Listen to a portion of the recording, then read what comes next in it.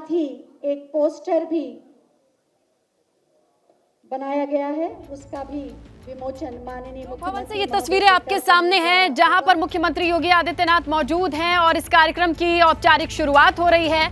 और ये विमोचन है एक पुस्तिका का जहां योगी 2.0 का 1 साल का कार्यकाल पूरा हो चुका है। ये पोस्टर है जो अब रिलीज किया जा रहा है। देखिए किस तरीके से बीजेपी देख रही है, किस तरीके से योगी 2.0 और ये स्लोगन और नया पोस्टर नई उड़ान नई पहचान के नाम से मंच से दिखाई दे रहा है। तो यहाँ किस तरीके से विकास हुआ है, उत्सवों का प्रदेश बना है, जो मुख्य बिंदु हैं जिसे लेकर के आगे बढ़ने की परिकल्पना की गई थी और वो चरितार्थ हो रही है, उसे ही इस पोस्टर के माध्यम से दर्शाने की ये कोशिश है, ये प्रयास है। उत्सवों का प्रदेश कैसे, देव दीपावली, रंगोत्सव, हर वो बड़े त्योहार, कांवड़ यात्रा, इन तमाम चीजों को उपलब्धि के तौर पर गिना जा रहा है। उसी से जुड़े हुए ये तमाम पोस्टर रिलीज किए गए हैं जिसमें एक एक नारे हैं, एक एक स्लोगन है और स्लोगन की परिकल्पना की गई थी जब योगी सरकार आई थी और उसे चरितार्थ होने के बाद किस तरीके से दिखाया जा रहा है। इस मंच से इस पोस्टर को रिलीज किया गया। अब देखिए मुख्यमंत्री योगी आदित्यनाथ के सामने ये माइक सेट किया जा रहा है। बहुत जल्द उनका संबोधन शुरू होने वाला है और इस कार्यक्रम की औपचारिकताएं लगभग पूरी हो चुकी हैं। स्वागत हो चुका है, पोस्टर रिलीज हो चुका है और मुख्यमंत्री योगी आदित्यनाथ खुद ही अपने माइक के साथ मदद कर रहे हैं कि अब ये संबोधन जरा सा वक्त है और शुरू होने वाला है। देख सकते हैं आप मंच की तस्वीरें। लोक भवन में बड़ा कार्यक्रम आयोजन हुआ है इस कार्यक्रम का बहुत ही आदर के साथ माननीय मुख्यमंत्री महोदय से और अब चलिए सुनते हैं मुख्यमंत्री योगी आदित्यनाथ को। हमारा मार्गदर्शन करें।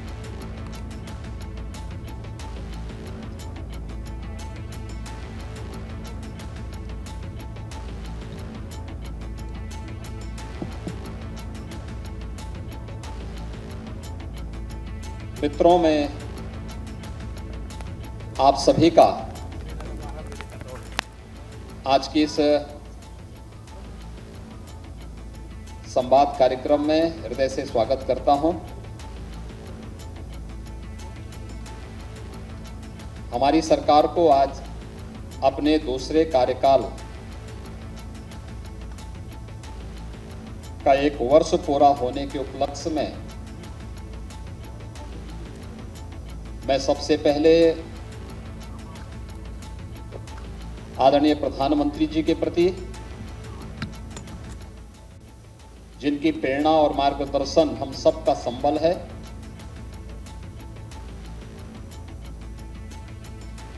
जिनके मार्गदर्शन में उत्तर प्रदेश ने देश और दुनिया में अपनी एक अलग और नई पहचान बनाई है। मैं इसके लिए आदरणीय प्रधानमंत्री जी के मार्गदर्शन के लिए हृदय से आभार व्यक्त करता हूं। मैं आभार व्यक्त करता हूं सभी केंद्रीय मंत्रिमंडल के माननीय मंत्रियों का, आदरणीय गृह मंत्री जी, आदरणीय रक्षा मंत्री जी, आदरणीय सड़क परिवहन राजमार्ग मंत्री जी और केंद्रीय मंत्रिमंडल के उन सभी माननीय मंत्रियों का जिनका सदैव राज्य को पिछले 6 वर्ष के अंदर एक सकारात्मक सहयोग प्राप्त हुआ है। केंद्रीय नेतृत्व का, माननीय राष्ट्रीय अध्यक्ष जी का, राष्ट्रीय संगठन महामंत्री जी का और उन सभी पदाधिकारियों का जिन्होंने सदैव एक सकारात्मक भाव के साथ उत्तर प्रदेश को एक नया संबल दिया है। मैं इस अवसर पर अपने मंत्रिमंडल के सभी सहयोगियों,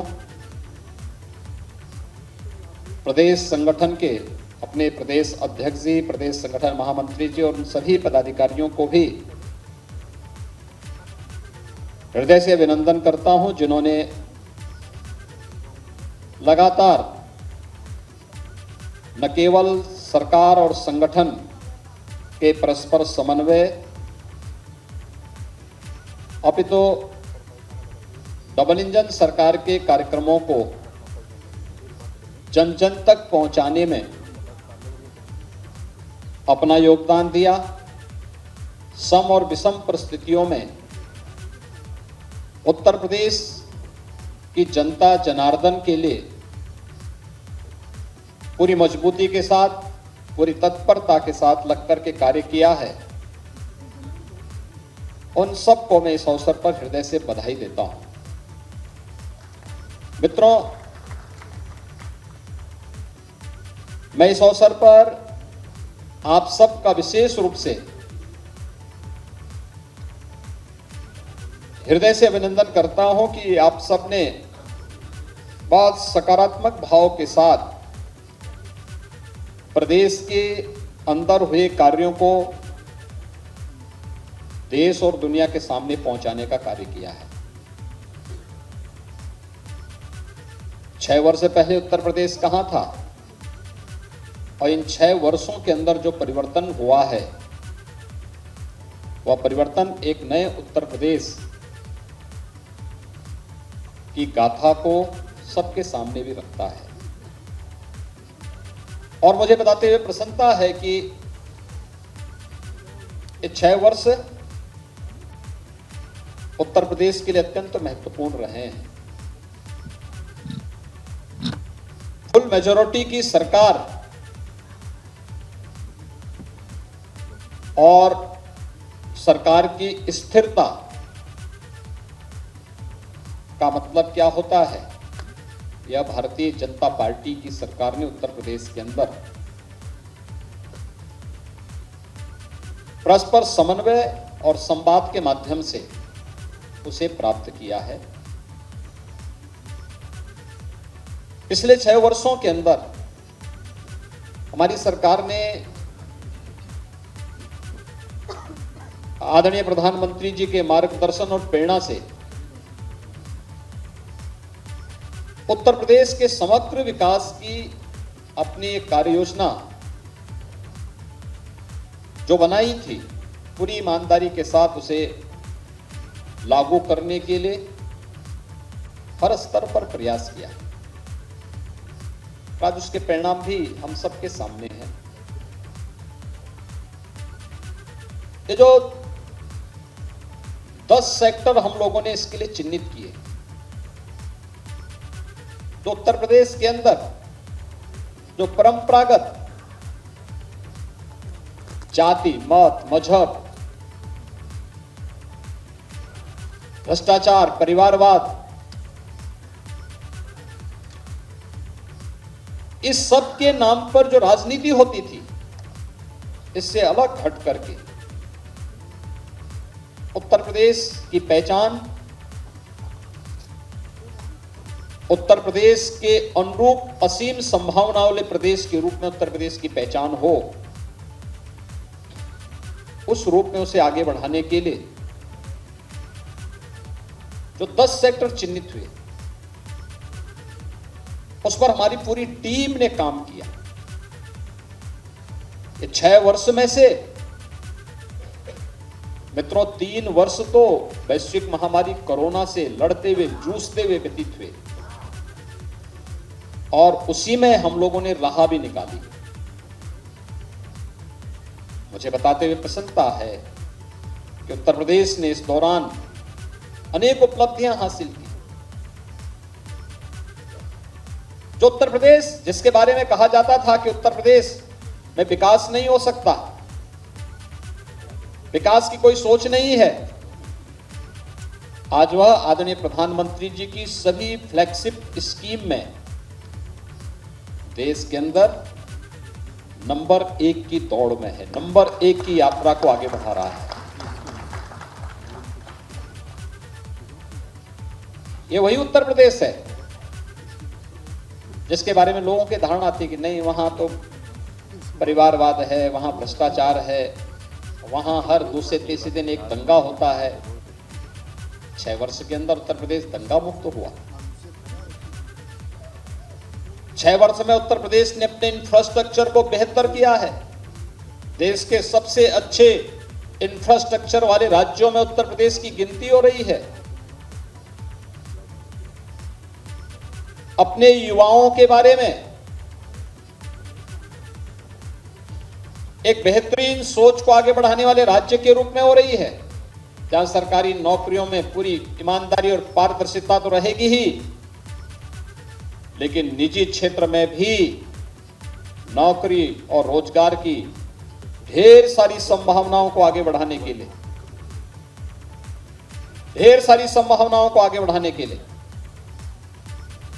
जो प्रयास हुए हैं डबल इंजन सरकार के द्वारा, उसके परिणाम भी हम सबके सामने हैं।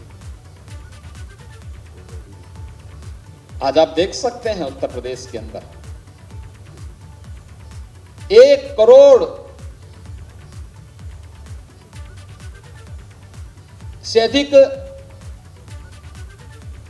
निराश्रित महिला, वृद्धावस्था पाने वाली, पेंशन पाने वाली महिलाओं, दिव्यांगजनों को 12,000 रुपए सालाना केवल पेंशन की सुविधा उत्तर प्रदेश वर्तमान में उपलब्ध करा रहा है। ये वही उत्तर प्रदेश है जहां पर तमाम अभिभावक इस बात के लिए चिंतित रहते थे कि बिटिया विवाह योग्य होगी, क्या होगा, बेटी को कैसे पढ़ाएंगे। आज 14 लाख से अधिक बेटियों को मुख्यमंत्री कन्या सुमंगला योजना से आच्छादित किया गया है और प्रदेश के अंदर बिटिया की पढ़ाई पूरी होगी तो मुख्यमंत्री सामूहिक विवाह योजना भी उस बेटी की शादी के लिए शासन के सहयोग से उस कार्यक्रम को आगे बढ़ाने का कार्य करेगी। 2.25 लाख से अधिक बेटियों की शादी ब्याह उससे संपन्न हो गया है। लगातार इस पे कार्य चल रहे हैं। महिला स्वयंसेवी समूह एक नए मॉडल के रूप में आज उत्तर प्रदेश के अंदर कार्य कर रही है। महिला और बाल विकास विभाग के पोषाहार योजना को हर कुपोषित परिवार तक पहुंचाने का कार्य और उनके स्वयं के प्लांट हर ब्लॉक खंड स्तर पर लगाए जा रहे हैं। वहीं महिला सशक्तिकरण, स्वावलंबन और सम्मान के एक आदर्श के रूप में भी उत्तर प्रदेश आगे बढ़ा है। युवाओं को आसानी से नौकरी भी मिल सके, वे आर्थिक स्वावलंबन की ओर अग्रसर भी हो सके, उनके द्वारा स्वतः रोजगार को भी आगे बढ़ाने का प्रयास हो सके। उत्तर प्रदेश आज अपने एमएसएमई को जिस रूप में प्रमोट किया है, 1 डिस्ट्रिक्ट 1 प्रोडक्ट की योजना आज उत्तर प्रदेश में ही नहीं, देश में और दुनिया में एक नई धूम मचा रहा है। विश्वकर्मा श्रम सम्मान उत्तर प्रदेश के हस्तशिल्पियों, कारीगरों को एक नई पहचान दिला रहा है। 2 करोड़ युवाओं को तकनीकी दिशा से हम सक्षम बना सके। टैबलेट और स्मार्टफोन देने वाला ये देश का पहला राज्य है जो अब तक 2 करोड़ युवाओं को ये सुविधा देने की कार्रवाई को आगे बढ़ाता है और 20 लाख से अधिक युवाओं को अब तक हम इस सुविधा का से लाभान्वित भी कर चुके हैं। आज मैं कह सकता हूं उत्तर प्रदेश के अंदर कोई जनपद ऐसा नहीं होगा जहां के युवाओं को सरकारी नौकरी न मिली हो और इसीलिए आदरणीय प्रधानमंत्री जी की प्रेरणा से मिशन रोजगार के अंतर्गत जब पूरी सिलेक्शन की पूरी प्रक्रिया संपन्न होती है तो हम स्वयं भी एक बार अवलोकन जरूर करते हैं कि भाई इसमें बताओ क्या उत्तर प्रदेश के हर जनपद के युवा हैं या नहीं है। आज वह भी तस्वीर हम सबके सामने देखने को मिलती है। हर जनपद के युवाओं को उसमें स्थान मिलता है, बिना भेदभाव के मिलता है और सम्मानजनक ढंग से हर तबके का युवा उत्तर प्रदेश के अंदर आकर के न केवल सरकारी नौकरी बल्कि आज निवेश के बेहतरीन गंतव्य के रूप में भी जिस स्थान को उसने आगे बढ़ाया है, करोड़ों युवाओं को नौकरी और रोजगार की उन संभावनाओं को आगे बढ़ाने में हमें मदद मिली। कोविड कालखंड में हर व्यक्ति इस बात को जानता है कि कैसे उत्तर प्रदेश की वन डिस्ट्रिक्ट वन प्रोडक्ट की प्रोग्राम ने, परियोजना ने आने वाले हर कामगार और श्रमिक के हाथों को कार्य दिया था, उन्हें बेरोजगार नहीं होने दिया था। विपत्ति के समय भी, चुनौती के समय भी कैसे कार्य होता है, उत्तर प्रदेश एक रोल मॉडल के रूप में प्रस्तुत हुआ था कि नहीं, हम करके दिखा सकते हैं, हम चुनौती का सामना हम करेंगे। उत्तर प्रदेश ने मानक भी प्रस्तुत किए। कानून व्यवस्था कैसे होनी चाहिए, उत्तर प्रदेश जैसे राज्य के बारे में लोग कहते थे यह संभव है, उत्तर प्रदेश की टीम ने उसे संभव बना दिया है। लेकिन इसके लिए प्रयास हुए। पुलिस की भर्ती पारदर्शी तरीके से संपन्न हो, ये उत्तर प्रदेश में हुआ। 1,64,000 से अधिक पुलिस की भर्ती की प्रक्रिया को पारदर्शी तरीके से संपन्न किया गया। न परिवारवाद न जातिवाद। उत्तर प्रदेश का हर नौजवान हमारे परिवार का हिस्सा है और उसे उत्तर प्रदेश के अंदर सरकारी नौकरी में जगह मिलनी ही चाहिए, यह भी करके दिखाया गया। पुलिस रिफॉर्म हो, इसके लिए प्रयास किए गए। 7 पुलिस कमिश्नरेट यह भी उत्तर प्रदेश के अंदर बने हैं, ये पहली बार देखने को मिल रहा होगा। उत्तर प्रदेश में हर तहसील स्तर पर फायर टेंडर की स्थापना हो, ये कार्य भी हुए।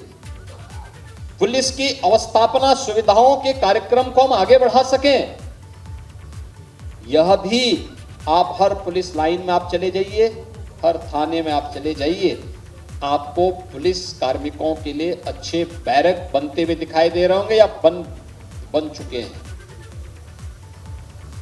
साइबर थाना अपराध के बढ़ने के साथ हर रेंज स्तर पर और फिर हर जिले स्तर पर भी साइबर थाने की स्थापना हो, इस कार्यक्रम को भी बढ़ाया गया। हर रेंज स्तर पर फॉरेंसिक लैब की स्थापना हो।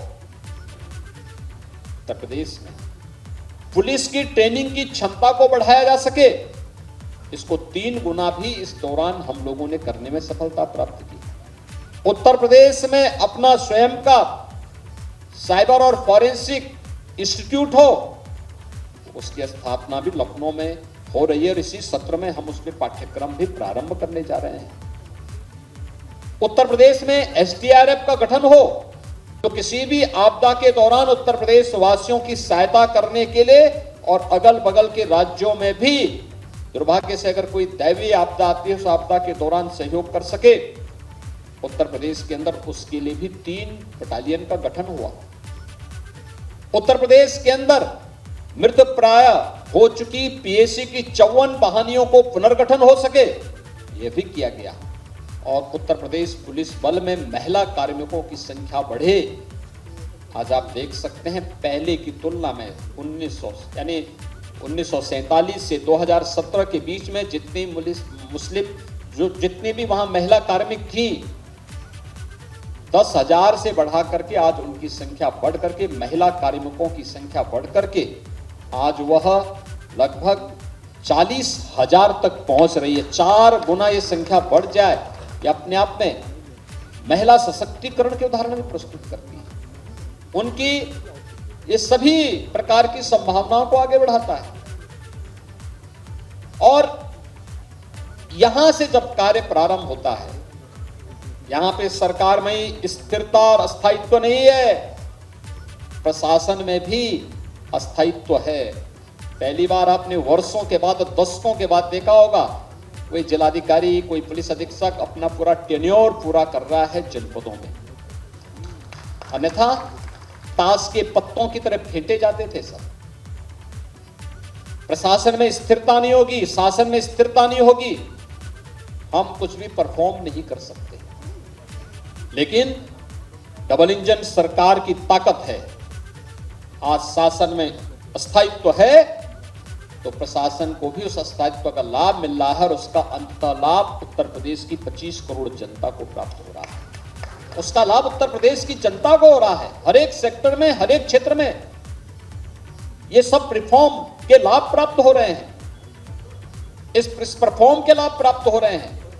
अकेले अन्नदाता किसानों के जीवन में परिवर्तन लाने के लिए डीबीटी के माध्यम से 3.5 लाख करोड़ रुपए से अधिक की धनराशि डीबीटी के माध्यम से अन्नदाता किसानों के खाते में गया है।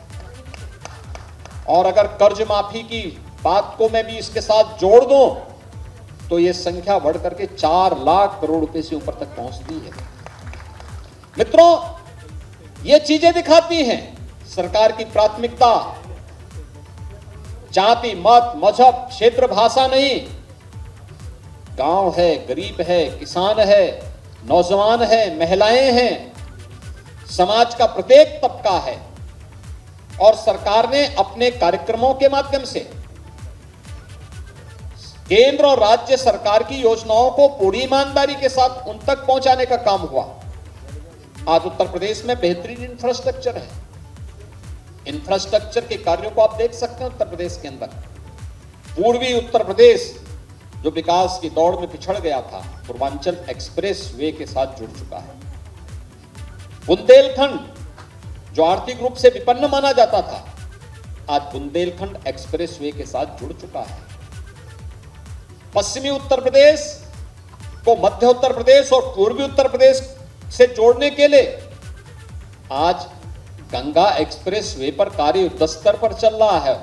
और मुझे लगता है कि अब तक हम लोग 12% से अधिक काम उस पर संपन्न कर चुके हैं। तेजी के साथ कार्य चल रहा है और हमारा प्रयास है कि प्रयागराज कुंभ 2025 के पहले गंगा एक्सप्रेस वे का निर्माण पूरा हो और पश्चिमी उत्तर प्रदेश से आने वाले सभी श्रद्धालुओं को प्रयागराज कुंभ में आने का अवसर प्राप्त हो तो गंगा एक्सप्रेस वे उनके स्वागत के लिए तैयार हो जाए। आज उत्तर प्रदेश में एयर कनेक्टिविटी बेहतर, रोड कनेक्टिविटी बेहतर हुई है। इंटर स्टेट कनेक्टिविटी को 4 लेन के साथ जोड़ा गया। हर जिला मुख्यालय को 4 लेन के साथ जोड़ने की कार्रवाई या तो पूरी हो चुकी है या युद्ध स्तर पर चल रही है। हर जिला मुख्यालय को एक रिंग रोड से जोड़ा जाए जिससे सिटी के अंदर के अनावश्यक कंजेशन को दूर किया जा सके। आज उस पर भी उत्तर प्रदेश ने तेजी के साथ अपने कार्यक्रम को आगे बढ़ाया है। गांव-गांव की सड़क मार्गों को बेहतरीन करने का कार्य हुआ है और ये कार्यक्रम निरंतर आगे बढ़ रहे हैं। मेट्रो देश के अंदर सबसे अधिक सिटी में यूपी के अंदर मेट्रो चल रही, 5 सिटी में चल रही है। 6ठी सिटी हमारी आगरा में कार्य चल रहा है, जिसे हमारा प्रयास है कि नवंबर दिसंबर 2023 तक आगरा की मेट्रो के फर्स्ट फेज के कार्य को हम संपन्न करके उसे राष्ट्र को समर्पित करें। रैपिड रेल देश के अंदर पहला स्टेट है जहां पर राष्ट्रीय राजधानी से रैपिड रेल को जोड़ने की कार्रवाई हो रही है और वह लगभग पूरी हो चुकी है। अगले महीने तक आदरणीय प्रधानमंत्री जी के कर कमलों से उसे राष्ट्र को समर्पित करने का कार्य भी होगा। रैपिड रेल, आधुनिक पब्लिक ट्रांसपोर्ट की बेहतरीन सुविधा, तो यही उत्तर प्रदेश। एयर कनेक्टिविटी, जब 17 में हम लोग आए थे तो 2 एयरपोर्ट हमारी पूरी तरह क्रियाशील थे, तो दो आंशिक थे। लखनऊ और वाराणसी ये क्रियाशील एयरपोर्ट थे, लेकिन गोरखपुर और आगरा आंशिक थे। आज हमारे पास 9 एयरपोर्ट पूरी तरह क्रियाशील हैं। 12 एयरपोर्ट पे हम वर्तमान में कार्य कर रहे हैं। इनमें से 5 को एयरपोर्ट अथॉरिटी ने एयर कनेक्टिविटी के साथ जोड़ने के साथ हमारे साथ एमओयू किया और अपनी सहमति भी दे दी है। अगले 1-2 महीने के अंदर हम वहां पे एयर कनेक्टिविटी के साथ उसे जोड़ देंगे। अगले 2 वर्ष के अंदर उत्तर प्रदेश 5 इंटरनेशनल एयरपोर्ट का पहला राज्य होगा देश के अंदर, जिनमें 3 वर्तमान में क्रियाशील हैं, 2 पे कार्य चल रहा है। अयोध्या और जेवर में इंटरनेशनल एयरपोर्ट पर वर्तमान में कार्य चल रहा है, जो हम 23 के अंत तक दोनों एयरपोर्ट को क्रियाशील कर देंगे। देश का पहला वाटरवे नंबर 1 ये यूपी के अंदर हल्दिया से वाराणसी के बीच में जुड़ चुका है। आदरणीय प्रधानमंत्री जी ने 13 जनवरी को दुनिया के सबसे लंबे रिवर क्रूज का उद्घाटन वाराणसी से डिब्रूगढ़ के लिए किया। यानी पूर्वी बंदरगाह से जो उत्तर प्रदेश को हमेशा इस बात का रहता था, मलाल रहता था कि हमारे पास किसी भी बंदरगाह से जुड़ने के लिए कोई माध्यम नहीं है, हमने अपनी पतित पावन नदियों को उसको माध्यम बनाया है। और आज हम लोग पूर्वी बंदरगाह से सीधे सीधे जुड़ सकते हैं और पूर्वी बंदरगाह के साथ जुड़ते हुए आज वाराणसी से हल्दिया के बीच में वाटरवे प्रारंभ हो चुका है। प्रदेश सरकार इस दिशा में और अन्य क्षेत्रों में अन्य सेक्टर को भी तलाश रही है, जहां पर कार्गो की बेहतरीन फैसिलिटी हम जिसके माध्यम से दे सके। हम वहां पर अन्य तमाम सुविधाओं से युक्त सुविधाएं दे रहे हैं, जिससे किसान के उत्पाद को हम वैश्विक बाजार तक पहुंचाने में हमें सफलता प्राप्त हो सके। ये सभी कार्यक्रम इसके साथ जुड़ रहे हैं। मित्रों, पिछले 6 वर्ष के अंदर उत्तर प्रदेश ने सचमुच अपना परसेप्शन बदला है। आज उत्तर प्रदेश के बारे में कोई नेगेटिव टिप्पणी नहीं करता, नकारात्मक नहीं सोचता। आज उत्तर प्रदेश का नाम सुनते ही लोगों के चेहरे पे एक नई चमक आती है, बाहर के लोगों के मन में एक चमक आती है। और नहीं तो 6 वर्ष पहले तक उत्तर प्रदेश का नाम सुनने पर लोग बड़ी संदेह और की दृष्टि से देखते थे। ये जो परसेप्शन चेंज हुआ है, मैं मानता हूं ये हमारी सरकार की, डबल इंजन सरकार की सबसे बड़ी उपलब्धियों में से एक है। हमारे नौजवानों के सामने पहचान का संकट आज के दिन पे नहीं है। हमारे नौजवानों के सामने किसी भी प्रकार का कोई अपनी पहचान को छुपाने का आज उनके सामने किसी प्रकार का कोई संकट नहीं आ सकता। आज वे जहां भी जाएंगे लोग बड़े सम्मान के साथ उन्हें उनकी योग्यता और उनकी क्षमता के अनुरूप उत्तर प्रदेश अपने अपने राज्यों में अपने अपने देशों में कार्य देने को तैयार है। लेकिन उत्तर प्रदेश स्वयं भी तैयार हो चुका है। हमारी सरकार ने जब अपने दूसरा कार्यकाल प्रारंभ किया तो हमने फिर से अपनी उसी स्पीड को, डबल इंजन की सरकार है तो डबल और ट्रिपल स्पीड के साथ अपने कार्यक्रम को आगे बढ़ाने का कार्य भी किया। याद करिए, जब कार्यक्रम की शुरुआत ही हम लोगों ने आदरणीय प्रधानमंत्री जी के द्वारा 80,000 करोड़ रुपए की परियोजनाओं के ग्राउंड ब्रेकिंग के कार्यक्रम के साथ इस अभियान पर शुरुआत किया था। ग्राउंड ब्रेकिंग का मतलब इतने 1000 करोड़ रुपए की परियोजनाओं के शिलान्यास का कार्यक्रम, औद्योगिक विकास से जुड़ी हुई परियोजनाओं का। अब तक हमारी सरकार के इस कालखंड में, 6 वर्ष के कालखंड में 5 लाख करोड़ रुपए से अधिक की निजी क्षेत्र की औद्योगिक परियोजनाओं का न केवल शिलान्यास हुआ बल्कि बहुत सारी इकाइयां तो इसमें अपना प्रोडक्शन भी शुरू कर दी। लाखों नौजवानों को इससे नौकरी मिली। और ग्लोबल इन्वेस्टर समिट तो सबके सामने है। 35 लाख करोड़ रुपए की परियोजनाओं का लाभ उत्तर प्रदेश को प्राप्त हो, ये तो लोगों के लिए कौतूहल और आश्चर्य है। हर व्यक्ति ने सोचा उत्तर प्रदेश में 35 लाख करोड़ रुपए के प्रस्ताव आ जाएं। यह भी हुआ है और आप तो सब उसके साक्षी रहे हैं। कैसे 25 सेक्टोरियल पॉलिसीज बना करके अलग अलग सेक्टर में, पहले चरण में आपने देखा होगा कैसे उत्तर प्रदेश ने इस यात्रा को आगे बढ़ाया था। चाहे वह उत्तर प्रदेश के अंदर स्वच्छ भारत मिशन के अंतर्गत शौचालय बनाने के कार्य रहे हों। पहले 2.5 वर्ष में मात्र 25 लाख शौचालय बने थे और अगले 1.5 वर्ष के अंदर 17 से लेकर के 18-19 के बीच में मात्र 1.5 वर्ष का कार्यकाल हमें मिला था। जब इसे अक्टूबर 2018 के अंदर इस कार्यक्रम को पूरा करना था, तब हमने 2,61,00,000 शौचालयों का निर्माण किया था। पहले 12 से 17 के बीच में लगातार न केवल सरकार और संगठन के परस्पर समन्वय, अपितु डबल इंजन सरकार के कार्यक्रमों को जन जन तक पहुंचाने में अपना योगदान दिया। सम और विषम परिस्थितियों में उत्तर प्रदेश की जनता जनार्दन के लिए पूरी मजबूती के साथ, पूरी तत्परता के साथ लगकर के कार्य किया है। उन सबको मैं इस अवसर पर हृदय से बधाई देता हूं। मित्रों, मैं इस अवसर पर आप सबका विशेष रूप से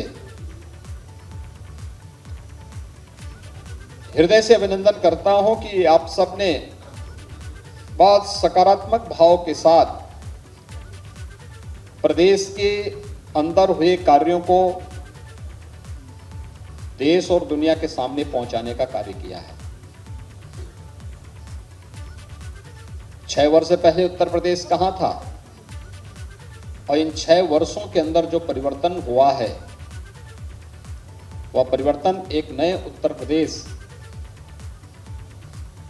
की गाथा को सबके सामने भी रखता है।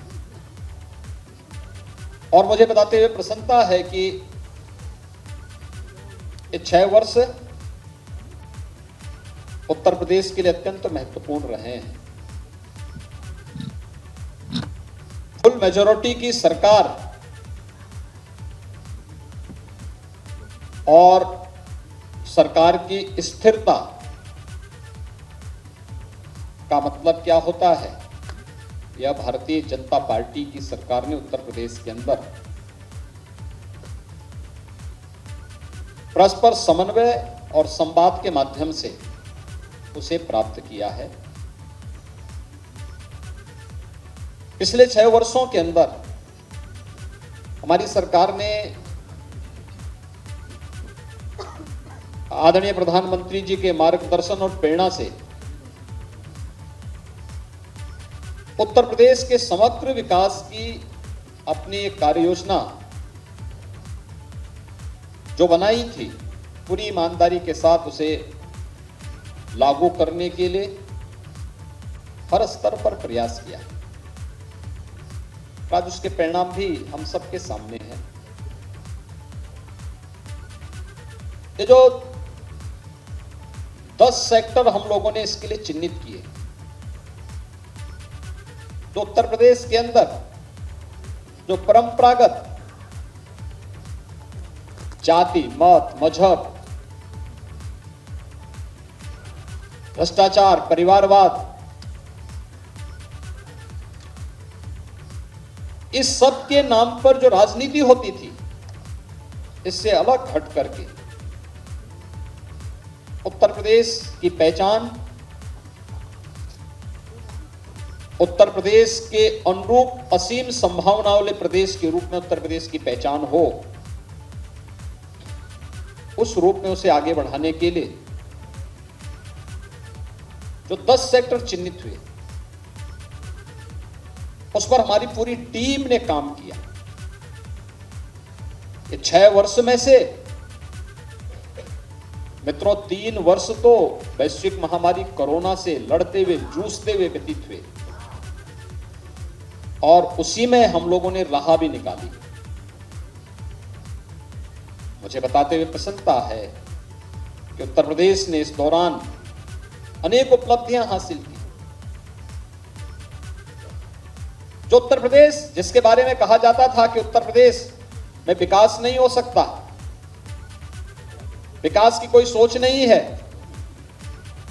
आज वह आदरणीय प्रधानमंत्री जी की सभी फ्लैगशिप स्कीम में देश के अंदर नंबर 1 की दौड़ में है, नंबर 1 की यात्रा को आगे बढ़ा रहा है। ये वही उत्तर प्रदेश है जिसके बारे में लोगों की धारणा थी कि नहीं, वहां तो परिवारवाद है, वहां भ्रष्टाचार है, वहां हर दूसरे तीसरे दिन एक दंगा होता है। 6 वर्ष के अंदर उत्तर प्रदेश दंगा मुक्त हुआ।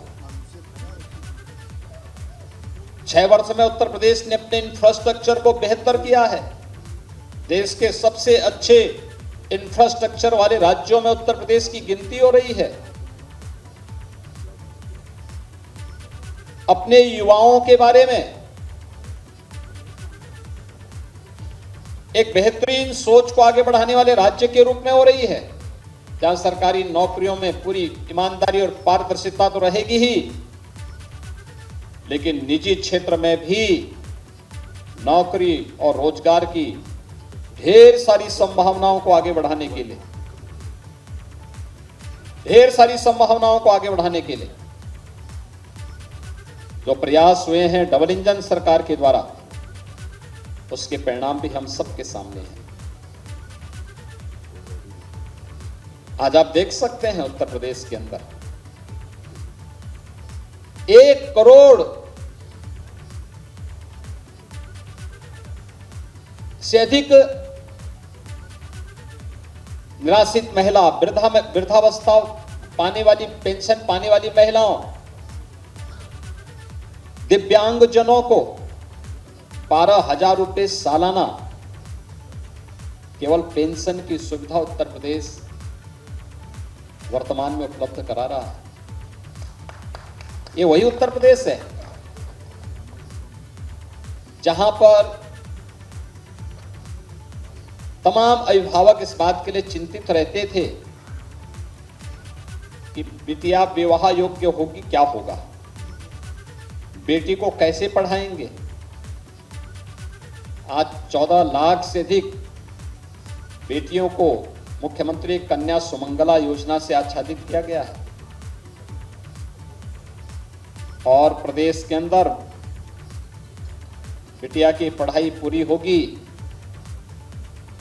तो मुख्यमंत्री सामूहिक विवाह योजना भी उस बेटी की शादी के लिए शासन के सहयोग से उस कार्यक्रम को आगे बढ़ाने का कार्य करेगी। 2.25 लाख से अधिक बेटियों की शादी ब्याह उससे संपन्न हो गया है। लगातार इस पे कार्य चल रहे हैं। महिला स्वयंसेवी समूह एक नए मॉडल के रूप में आज उत्तर प्रदेश के अंदर कार्य कर रही है। महिला और बाल विकास विभाग के पोषाहार योजना को हर कुपोषित परिवार तक पहुंचाने का कार्य और उनके स्वयं के प्लांट हर ब्लॉक खंड स्तर पर लगाए जा रहे हैं। वहीं महिला सशक्तिकरण, स्वावलंबन और सम्मान के एक आदर्श के रूप में भी उत्तर प्रदेश आगे बढ़ा है। युवाओं को आसानी से नौकरी भी मिल सके, वे आर्थिक स्वावलंबन की ओर अग्रसर भी हो सके, उनके द्वारा स्वतः रोजगार को भी आगे बढ़ाने का प्रयास हो सके। उत्तर प्रदेश आज अपने एमएसएमई को जिस रूप में प्रमोट किया है, 1 डिस्ट्रिक्ट 1 प्रोडक्ट की योजना आज उत्तर प्रदेश में ही नहीं, देश में और दुनिया में एक नई धूम मचा रहा है। विश्वकर्मा श्रम सम्मान उत्तर प्रदेश के हस्तशिल्पियों, कारीगरों को एक नई पहचान दिला रहा है। 2 करोड़ युवाओं को तकनीकी दिशा से हम सक्षम बना सके। टैबलेट और स्मार्टफोन देने वाला ये देश का पहला राज्य है जो अब तक 2 करोड़ युवाओं को ये सुविधा देने की कार्रवाई को आगे बढ़ाता है और 20 लाख से अधिक युवाओं को अब तक हम इस सुविधा का से लाभान्वित भी कर चुके हैं। आज मैं कह सकता हूं उत्तर प्रदेश के अंदर कोई जनपद ऐसा नहीं होगा जहां के युवाओं को सरकारी नौकरी न मिली हो और इसीलिए आदरणीय प्रधानमंत्री जी की प्रेरणा से मिशन रोजगार के अंतर्गत जब पूरी सिलेक्शन की पूरी प्रक्रिया संपन्न होती है तो हम स्वयं भी एक बार अवलोकन जरूर करते हैं कि भाई इसमें बताओ क्या उत्तर प्रदेश के हर जनपद के युवा हैं या नहीं है। आज वह भी तस्वीर हम सबके सामने देखने को मिलती है, हर जनपद के युवाओं को उसमें स्थान मिलता है, बिना भेदभाव के मिलता है और सम्मानजनक ढंग से हर तबके का युवा उत्तर प्रदेश के अंदर आकर के न केवल सरकारी नौकरी बल्कि आज निवेश के बेहतरीन गंतव्य के रूप में भी जिस स्थान को उसने आगे बढ़ाया है, करोड़ों युवाओं को नौकरी और रोजगार की उन संभावनाओं को आगे बढ़ाने में हमें मदद मिली। कोविड कालखंड में हर व्यक्ति इस बात को जानता है कि कैसे उत्तर प्रदेश की वन डिस्ट्रिक्ट वन प्रोडक्ट की प्रोग्राम ने, परियोजना ने आने वाले हर कामगार और श्रमिक के हाथों को कार्य दिया था, उन्हें बेरोजगार नहीं होने दिया था। विपत्ति के समय भी, चुनौती के समय भी कैसे कार्य होता है, उत्तर प्रदेश एक रोल मॉडल के रूप में प्रस्तुत हुआ था कि नहीं, हम करके दिखा सकते हैं, हम चुनौती का सामना हम करेंगे। उत्तर प्रदेश ने मानक भी प्रस्तुत किए। कानून व्यवस्था कैसे होनी चाहिए, उत्तर प्रदेश जैसे राज्य के बारे में लोग कहते थे यह संभव है, उत्तर प्रदेश की टीम ने उसे संभव बना दिया है। लेकिन इसके लिए प्रयास हुए, पुलिस की भर्ती पारदर्शी तरीके से संपन्न हो, यह उत्तर प्रदेश में हुआ। 1,64,000 से अधिक पुलिस की भर्ती की प्रक्रिया को पारदर्शी तरीके से संपन्न किया गया। न परिवारवाद न जातिवाद। उत्तर प्रदेश का हर नौजवान हमारे परिवार का हिस्सा है और उसे उत्तर प्रदेश के अंदर सरकारी नौकरी में जगह मिलनी ही चाहिए, यह भी करके दिखाया गया। पुलिस रिफॉर्म हो, इसके लिए प्रयास किए गए। 7 पुलिस कमिश्नरेट यह भी उत्तर प्रदेश के अंदर बने हैं, यह पहली बार देखने को मिल रहा होगा। उत्तर प्रदेश में हर तहसील स्तर पर फायर टेंडर की स्थापना हो, यह कार्य भी हुए। पुलिस की अवस्थापना सुविधाओं के कार्यक्रम को हम आगे बढ़ा सकें, यह भी आप हर पुलिस लाइन में आप चले जाइए, हर थाने में आप चले जाइए, आपको पुलिस कार्मिकों के लिए अच्छे बैरक बनते हुए दिखाई दे रहे होंगे या बन चुके हैं। साइबर थाना अपराध के बढ़ने के साथ हर रेंज स्तर पर और फिर हर जिले स्तर पर भी साइबर थाने की स्थापना हो, इस कार्यक्रम को भी बढ़ाया गया। हर रेंज स्तर पर फॉरेंसिक लैब की स्थापना हो। उत्तर प्रदेश में पुलिस की ट्रेनिंग की क्षमता को बढ़ाया जा सके, इसको 3 गुना भी इस दौरान हम लोगों ने करने में सफलता प्राप्त की। उत्तर प्रदेश में अपना स्वयं का साइबर और फॉरेंसिक इंस्टीट्यूट हो, उसकी स्थापना भी लखनऊ में हो रही है और इसी सत्र में हम उसके पाठ्यक्रम भी प्रारंभ करने जा रहे हैं। उत्तर प्रदेश में एसडीआरएफ का गठन हो, तो किसी भी आपदा के दौरान उत्तर प्रदेश वासियों की सहायता करने के लिए और अगल बगल के राज्यों में भी दुर्भाग्य से अगर कोई दैवीय आपदा आती है, उस आपदा के दौरान सहयोग कर सके, उत्तर प्रदेश के अंदर उसके लिए भी 3 बटालियन का गठन हुआ। उत्तर प्रदेश के अंदर मृत प्राय हो चुकी पीएसी की 54 वाहिनियों को पुनर्गठन हो सके, यह भी किया गया और उत्तर प्रदेश पुलिस बल में महिला कार्मिकों की संख्या बढ़े। आज आप देख सकते हैं पहले की तुलना में 1947 से 2017 के बीच में जितनी जितनी भी वहां महिला कार्मिक थी, 10,000 से बढ़ा करके आज उनकी संख्या बढ़ करके महिला कार्मिकों की संख्या बढ़ करके आज वह लगभग 40,000 तक पहुंच रही है। 4 गुना ये संख्या बढ़ जाए, ये अपने आप में महिला सशक्तिकरण के उदाहरण भी प्रस्तुत करती है। उनकी ये सभी प्रकार की संभावनाओं को आगे बढ़ाता है और यहां से जब कार्य प्रारंभ होता है, यहां पे सरकार में स्थिरता और स्थायित्व नहीं है, प्रशासन में भी अस्थायित्व है। पहली बार आपने वर्षों के बाद, दशकों के बाद देखा होगा कोई जिलाधिकारी, कोई पुलिस अधीक्षक अपना पूरा टेन्योर पूरा कर रहा है जनपदों में। अन्यथा ताश के पत्तों की तरह फेंटे जाते थे सब। प्रशासन में स्थिरता नहीं होगी, शासन में स्थिरता नहीं होगी, हम कुछ भी परफॉर्म नहीं कर सकते। लेकिन डबल इंजन सरकार की ताकत है। आज शासन में स्थायित्व है तो प्रशासन को भी उस स्थायित्व का लाभ मिल रहा है और उसका अंतलाभ उत्तर प्रदेश की 25 करोड़ जनता को प्राप्त हो रहा है। उसका लाभ उत्तर प्रदेश की जनता को हो रहा है। हर एक सेक्टर में, हर एक क्षेत्र में ये सब रिफॉर्म के लाभ प्राप्त हो रहे हैं। इस परफॉर्म के लाभ प्राप्त हो रहे हैं। अकेले अन्नदाता किसानों के जीवन में परिवर्तन लाने के लिए डीबीटी के माध्यम से 3.5 लाख करोड़ रुपए से अधिक की धनराशि डीबीटी के माध्यम से अन्नदाता किसानों के खाते में गया है। और अगर कर्ज माफी की बात को मैं भी इसके साथ जोड़ दूं तो यह संख्या बढ़ करके 4 लाख करोड़ रुपए से ऊपर तक पहुंचती है। मित्रों, ये चीजें दिखाती हैं सरकार की प्राथमिकता जाति, मत, मजहब, क्षेत्र, भाषा नहीं। गांव है, गरीब है, किसान है, नौजवान है, महिलाएं हैं, समाज का प्रत्येक तबका है। और सरकार ने अपने कार्यक्रमों के माध्यम से केंद्र और राज्य सरकार की योजनाओं को पूरी ईमानदारी के साथ उन तक पहुंचाने का काम हुआ। आज उत्तर प्रदेश में बेहतरीन इंफ्रास्ट्रक्चर है। इंफ्रास्ट्रक्चर के कार्यों को आप देख सकते हैं उत्तर प्रदेश के अंदर। पूर्वी उत्तर प्रदेश जो विकास की दौड़ में पिछड़ गया था, पूर्वांचल एक्सप्रेस वे के साथ जुड़ चुका है। बुंदेलखंड जो आर्थिक रूप से विपन्न माना जाता था, आज बुंदेलखंड एक्सप्रेस वे के साथ जुड़ चुका है।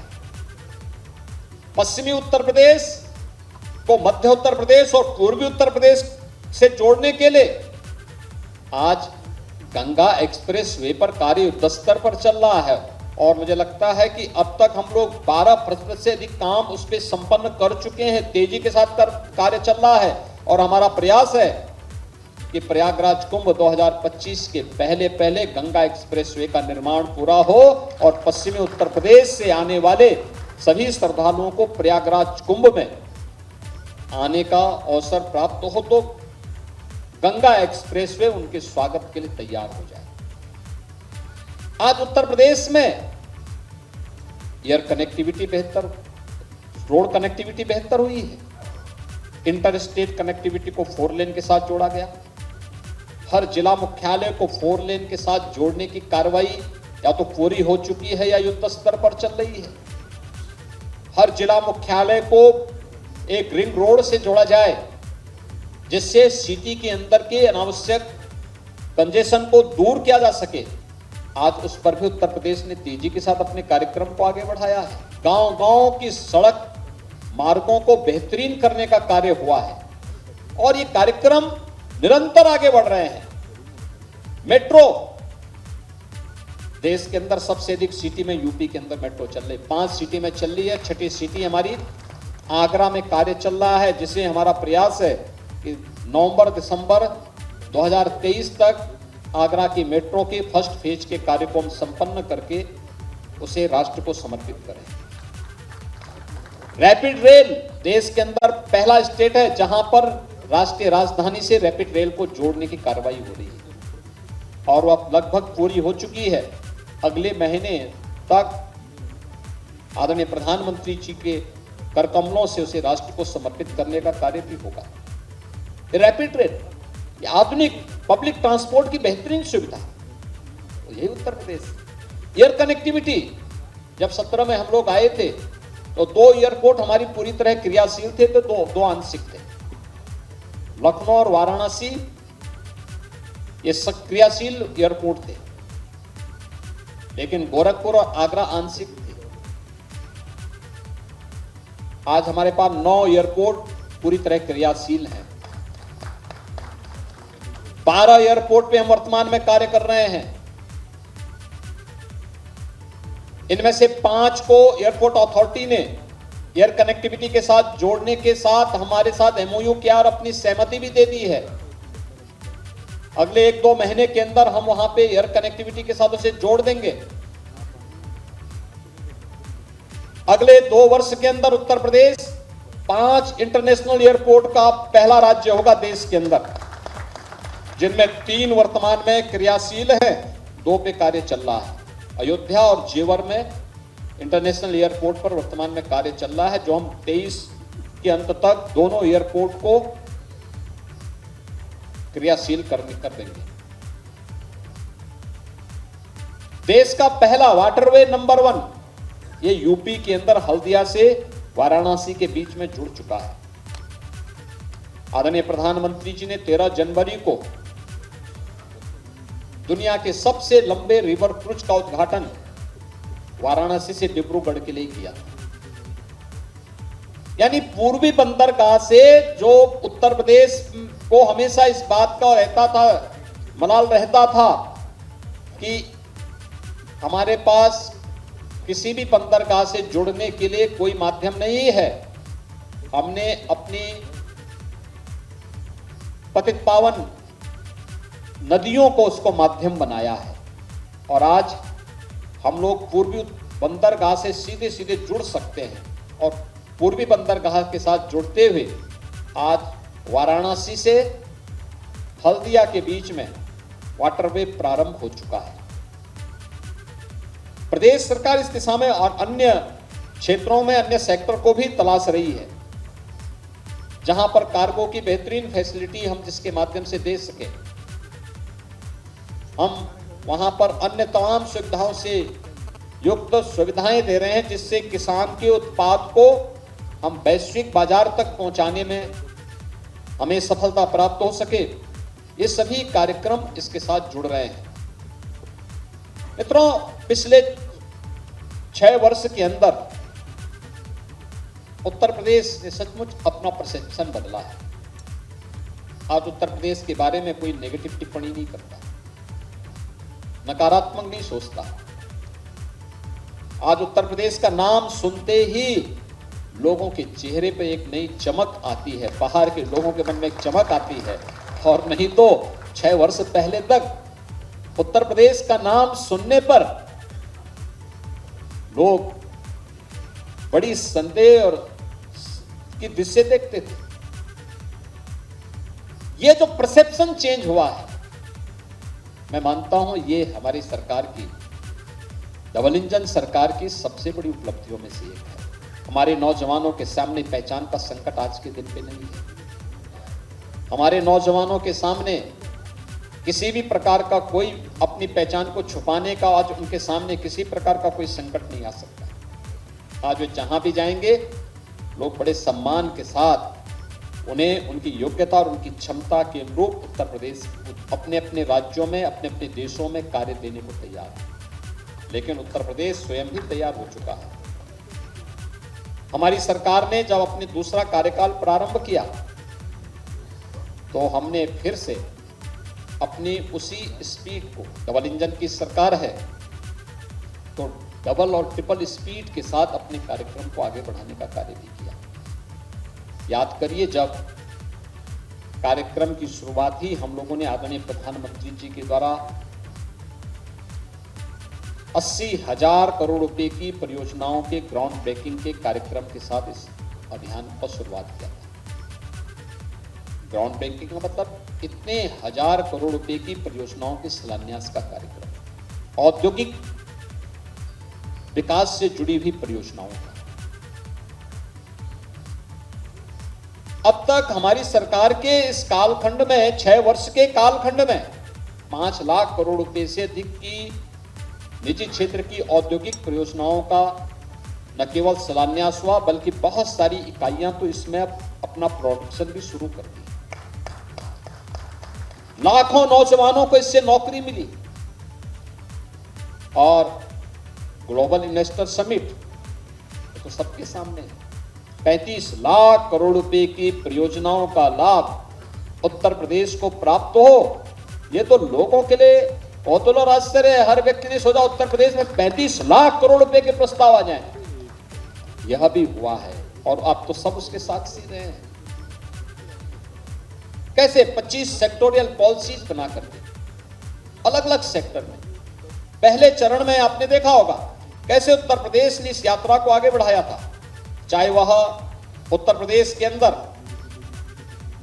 स्वच्छ भारत मिशन के अंतर्गत शौचालय बनाने के कार्य रहे हों। पहले 2.5 वर्ष में मात्र 25 लाख शौचालय बने थे और अगले 1.5 वर्ष के अंदर 17 से लेकर के 18-19 के बीच में मात्र 1.5 वर्ष का कार्यकाल हमें मिला था। जब इसे अक्टूबर 2018 के अंदर इस कार्यक्रम को पूरा करना था, तब हमने 2,61,00,000 शौचालयों का निर्माण किया था।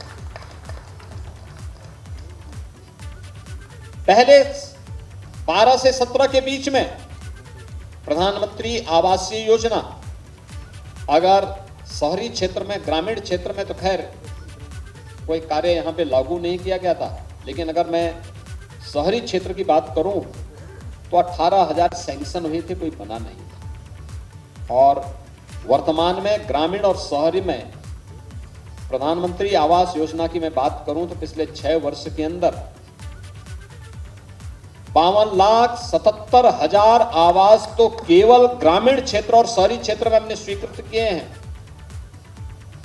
इसके अलावा 1 लाख से ऊपर आवास मुख्यमंत्री आवास योजना में भी उन गरीबों को उपलब्ध करवाए गए हैं जिनमें मुसहर है, बनटांगिया है, थारू है, कोल है, सहरिया है, इन सभी जातियों से जुड़े हुए लोग हैं जिनकी वाइस कम थी, जिन तक शासन की योजनाएं आजादी के 70 वर्षों तक नहीं पहुंच पाई थी, उन तक पहुंचाने का काम भी सफलतापूर्वक किया गया। विद्युत आपूर्ति की वीआईपी कल्चर की व्यवस्था को समाप्त किया गया और प्रदेश के सभी 75 जनपदों में ग्रामीण और शहरी क्षेत्र में समान रूप से विद्युत की आपूर्ति भी की गई। ये आपने देखा होगा अर्थव्यवस्था में उत्तर प्रदेश जो 6ठे स्थान पर था, आज मित्रों मुझे बताते हुए प्रसन्नता है, ईज ऑफ डूइंग बिजनेस में उत्तर प्रदेश आज नंबर 2 स्थान पर भी है और देश के अंदर अचीवर स्टेट के रूप में अपना स्थान भी बनाया हुआ है।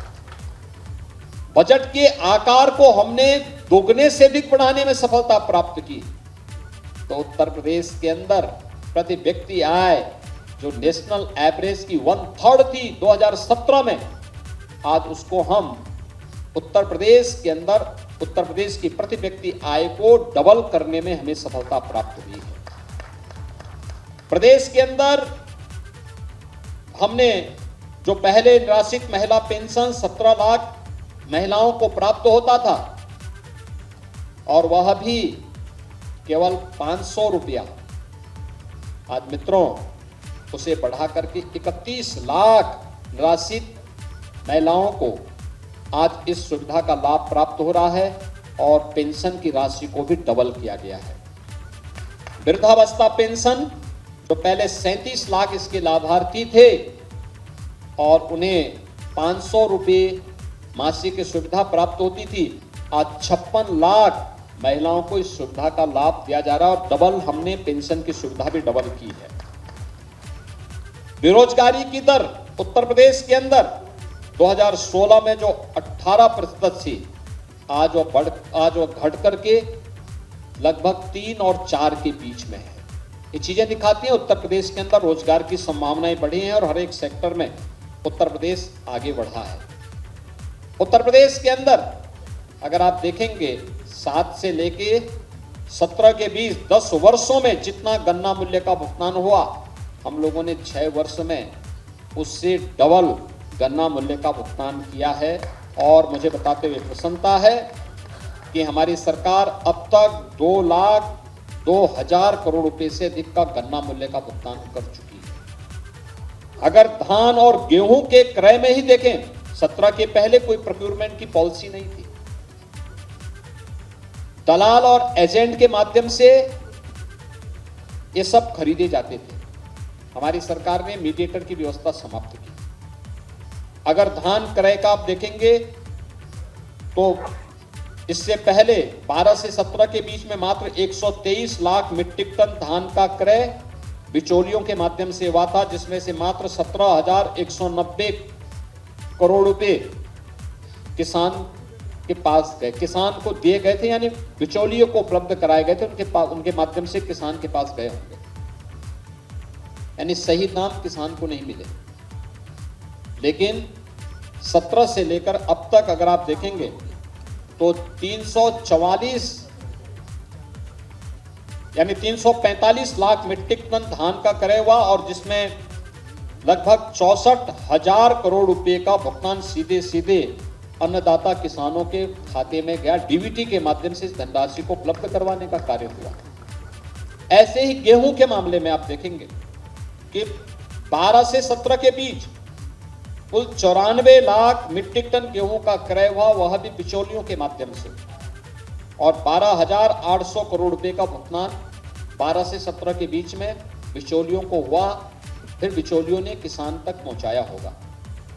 लेकिन 17 से लेकर के 23 के बीच में हम लोगों ने अब तक 219 लाख मीट्रिक टन गेहूं का खरीद किया, 40,159 करोड़ रुपए का भुगतान डीबीटी के माध्यम से अन्नदाता किसान के खाते में किया। किसान यानी किसी भी सेक्टर में आज उत्तर प्रदेश इथेनॉल उत्पादन का देश का नंबर 1 राज्य है। देश के अंदर 118 करोड़ लीटर इथेनॉल का उत्पादन उत्तर प्रदेश आज कर रहा है, और 1 डिस्ट्रिक्ट 1 मेडिकल कॉलेज की तरफ हम बढ़ चुके हैं। आज मुझे बताते हुए प्रसन्नता है, उत्तर प्रदेश के सभी 75 जनपदों में मेडिकल कॉलेज का निर्माण या तो हो चुका है या निर्माणाधीन है, या फिर 3-4 जिले जो बचे हैं इन जनपदों में भी वो प्रक्रिया को हम लगभग फाइनल रूप दे चुके हैं। बहुत शीघ्र उत्तर प्रदेश के सभी 75 जनपदों में एक मेडिकल कॉलेज जरूर होगा। हर कमिश्नरी स्तर पर एक विश्वविद्यालय, और मेरी सरकार को ये सौभाग्य प्राप्त हुआ है कि उत्तर प्रदेश के युवाओं के सपने को एक नई उड़ान देने के लिए उत्तर प्रदेश सरकार ने अनेक विश्वविद्यालय बनाए। सदैव अटल जी के नाम पे अटल बिहारी वाजपेयी मेडिकल यूनिवर्सिटी, मां शाकंभरी के नाम पर एक स्टेट यूनिवर्सिटी सहारनपुर में, एक यूनिवर्सिटी राजा महेंद्र प्रताप सिंह जी जो देश की आजादी के एक महानायक थे, उनके नाम पर एक राज्य विश्वविद्यालय का निर्माण अलीगढ़ में हो रहा है। एक राज्य विश्वविद्यालय का निर्माण आजमगढ़ में महाराज सुहेलदेव के नाम पर चल रहा है। ये तीनों विश्वविद्यालय, चारों विश्वविद्यालय को हम लोग क्रियाशील कर चुके हैं। इनके अपने भवन के निर्माण कार्य युद्ध स्तर पर चल रहे हैं। महायोगी गुरु गोरक्षनाथ के नाम पे आयुष विश्वविद्यालय गोरखपुर में निर्माण कार्य युद्ध स्तर पर चल रहा है। डॉक्टर राजेंद्र प्रसाद जी के नाम पर नेशनल लॉ यूनिवर्सिटी प्रयागराज में सैंक्शन की गई है, जहां एक विश्वविद्यालय आज वर्तमान में प्रदेश सरकार ने स्वीकृत किए हैं। वर्तमान के बजट में 23-24 के बजट में भी हमने 4 नए विश्वविद्यालय स्वीकृत किए हैं, जो हमारे अनसेचुरेटेड कमिश्नरी थी, जहां पे कोई राज्य विश्वविद्यालय नहीं था। इसमें मां विंध्यवासिनी के धाम में मां विंध्यवासिनी के नाम पे एक विश्वविद्यालय, मां पाटेश्वरी के धाम देवीपाटन मंडल में एक विश्वविद्यालय, और मुरादाबाद मंडल में एक विश्वविद्यालय की स्वीकृति भी दी, और कुशीनगर में महात्मा बुद्ध के नाम पर एक नए विश्वविद्यालय की स्वीकृति भी इस बार के बजट में यहाँ पर सरकार के द्वारा वहाँ पर उन जनपदों, उन राज्यों, उन सभी कमिश्नरी के लिए भी ये सब सुविधा उपलब्ध करवाई गई। फार्मेसी के सेक्टर में भी बहुत सारे कार्य वर्तमान में प्रदेश के द्वारा लगातार किए जा रहे हैं, और इसमें चाहे वह मेडिकल डिवाइस पार्क के निर्माण का कार्य हो यमुना अथॉरिटी के पास, चाहे ललितपुर में फार्मा पार्क के निर्माण की कार्रवाई को हो। हम सब आभारी हैं आदरणीय प्रधानमंत्री जी के, जिन्होंने पीएम मित्र योजना के अंतर्गत लखनऊ और हरदोई के बीच में लगभग 1200 एकड़ क्षेत्रफल में एक टेक्सटाइल के अत्याधुनिक पार्क की स्वीकृति उत्तर प्रदेश के लिए उपलब्ध करवाई है। यानी ये उत्तर प्रदेश इन संभावनाओं को व्यक्त करता है कि उत्तर प्रदेश के अंदर जो संभावनाएं हैं, इन संभावनाओं को हम लोग कैसे आगे बढ़ाने का कार्य कर सकते हैं, और ये सभी चीजें आगे बढ़ी हैं। इसलिए मित्रों, एक तरफ जहां उत्तर प्रदेश आज हर एक सेक्टर में अपने कार्यक्रम को आगे बढ़ाने में सफल हुआ है, वहीं उत्तर प्रदेश आज न्यू एज हाईटेक मैन्युफैक्चरिंग का भी देश का एक नंबर 1 राज्य के रूप में उभरा है। अभी बहुत सारे लोगों को इसकी जानकारी नहीं कि देश में सबसे अधिक स्मार्टफोन का उत्पादन वर्तमान में उत्तर प्रदेश के अंदर हो रहा है। देश का सबसे बड़ा रोबोटिक प्लांट उत्तर प्रदेश के अंदर स्थापित हो रहा है। देश का सबसे बड़ा डाटा सेंटर का बेस उत्तर प्रदेश बनने जा रहा है, और देश में सबसे अधिक इलेक्ट्रिक व्हीकल के रजिस्ट्रेशन वाला प्रदेश भी उत्तर प्रदेश ही है।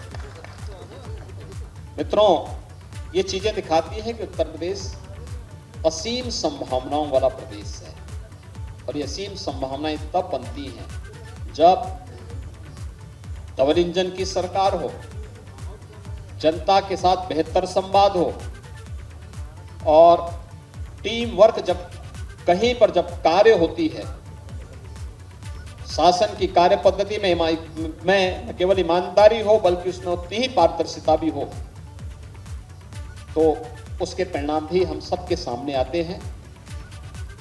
सरकार की उपलब्धियों से संबंधित ये पुस्तिका आप लोगों को उपलब्ध करवाई गई है, करवाई जा रही होगी। इसमें ये पुस्तिका एक जो यहाँ विमोचित हुई है मंच के द्वारा, ये उत्तर प्रदेश की उपलब्धियों से संबंधित है। उत्तर प्रदेश में क्या क्या चीजें पिछले 6 वर्ष या 1 वर्ष के अंदर हुई हैं, उससे जुड़ी हुई है। आज इस अवसर पर उत्तर प्रदेश के सभी 403 विधानसभा क्षेत्रों में हमारे प्रभारी मंत्रीगण उन जनपदों में जाकर के इन पुस्तिकाओं का विमोचन कर रहे हैं। जहां पे प्रभारी मंत्री नहीं जा पा रहे हैं या उनके कार्यक्रम किसी एक जिले में है, तो शेष जनपदों में हमारे संगठन के पदाधिकारी, माननीय सांसद, माननीय विधायकगण इस कार्यक्रम को आयोजित कर रहे हैं। इस पुस्तिका में सभी 403 विधानसभाओं से जुड़ी हुई योजनाओं का भी उल्लेख किया गया है। जो अलग अलग विधानसभा क्षेत्रों में ये पुस्तिकाएं वितरित हो रही हैं, ये उसका भी उल्लेख वहां पर किया गया है। ये दिखाती है सरकार पूरी ईमानदारी के साथ कार्य कर रही है, पूरी प्रतिबद्धता के साथ कार्य कर रही है। जनता को जनार्दन मान करके उनकी हर प्रकार की सेवा के लिए पूरे समर्पित भाव के साथ सरकार ने ईमानदारी के साथ इन कार्यक्रमों को आगे बढ़ाया है। और आज इन सभी बातों को मैं बहुत सारे डाटा आपको उपलब्ध नहीं करा रहा हूं, क्योंकि पुस्तकों में उसका उल्लेख ऑलरेडी किया गया है, आप उसको वहां से भी देख लेंगे। ये सभी चीजें थी।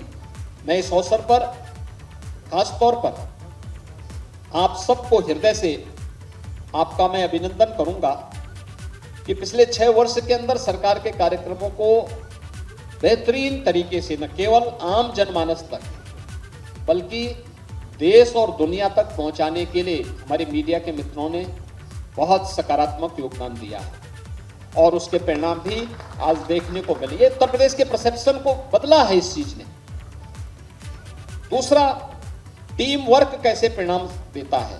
ये मंत्रिमंडल के द्वारा एक साथ किए गए प्रयास, जनप्रतिनिधियों के द्वारा उसे जनता तक पहुंचाना, संगठन के पदाधिकारियों के द्वारा एक एक परिवार तक पहुंचाने के लिए योगदान देना, और प्रशासनिक टीम ने शासन के कार्यक्रमों को जमीनी धरातल तक पहुंचाने के लिए जिस प्रतिबद्धता के साथ कार्य किया है, ये सभी टीम एक साथ मिलकर के जब कार्य की है तो परिणाम दिखे हैं। उत्तर प्रदेश का परसेप्शन बदला है। उत्तर प्रदेश आज हर एक सेक्टर में आज अग्रणी राज्यों के रूप में आगे बढ़ता हुआ दिखाई दिया है। मैं इस अवसर पर एक बार फिर से आदरणीय प्रधानमंत्री जी के प्रति आभार व्यक्त करते हुए मंत्रिमंडल के अपने सभी सहयोगियों, सभी जनप्रतिनिधियों का अभिनंदन करता हूं। उत्तर प्रदेश की 25 करोड़ जनता को उत्तर प्रदेश के अंदर भारतीय जनता पार्टी को जनादेश देने के लिए मैं उनका हृदय से आभार व्यक्त करते हुए उन्हें 6 वर्ष के इस कार्यकाल की हृदय से बधाई भी देता हूं और इस बात के लिए उन्हें आश्वस्त करता हूं कि सरकार उत्तर प्रदेश की पहचान को, जिस भी सेक्टर की पहचान हो, वह टूरिज्म का हो, उत्तर प्रदेश की विरासत का हो, उत्तर प्रदेश की सांस्कृतिक पहचान का हो या उत्तर प्रदेश के इंफ्रास्ट्रक्चर का हो, इन सभी सेक्टर्स में उत्तर प्रदेश एक नई आभा के साथ आगे बढ़ने का कार्य करेगा। मैं आज के इस अवसर पर इस बात को अवश्य कहूंगा कि ये जो पहचान हम लोगों ने पिछले कुछ समय से की है और उस पर आप बहुत अच्छे ढंग से देख सकते हैं कि उत्तर प्रदेश के अंदर हमारी जीरो टॉलरेंस की जो नीति रही है उसने कुछ चीजें तो तय की, खास तौर पर कि उत्तर प्रदेश उपद्रवियों के लिए नहीं, उत्सवों के प्रदेश के रूप में माना जाएगा। उत्तर प्रदेश माफियाज के लिए नहीं, महोत्सव के लिए माना जाएगा। उत्तर प्रदेश गुंडा राज, माफिया राज और जंगल राज जैसे शब्द अब अतीत के शब्द बन जाएंगे। उत्तर प्रदेश विकास की नई बुलंदियों को छुएगा और उस यात्रा के लिए मैं अपनी पूरी टीम का एक बार फिर आह्वान करूंगा और उत्तर प्रदेश की जनता जनार्दन से भी मैं अपील करूंगा कि उनका जो आशीर्वाद सरकार को प्राप्त हुआ है, डबल इंजन सरकार को प्राप्त हुआ है, इस सरकार पूरी ईमानदारी के साथ उनकी अपेक्षा पर खड़ा उतर करके न केवल केंद्र और राज्य शासन की योजनाओं का लाभ उन्हें भरपूर देगा, बल्कि जहां भी आवश्यकता पड़ेगी उनके हितों के संरक्षण के लिए सरकार बड़े से बड़े कदम उठाने में कोई संकोच नहीं करेगी। मैं एक बार फिर से पूरी टीम का हृदय से अभिनंदन करता हूं।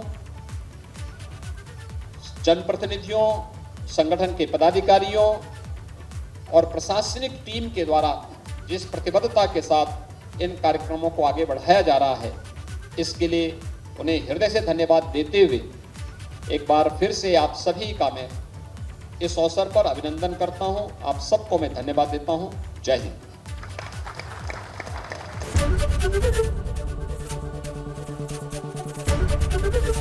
एबीपी गंगा, खबर आपकी, जुबान आपकी।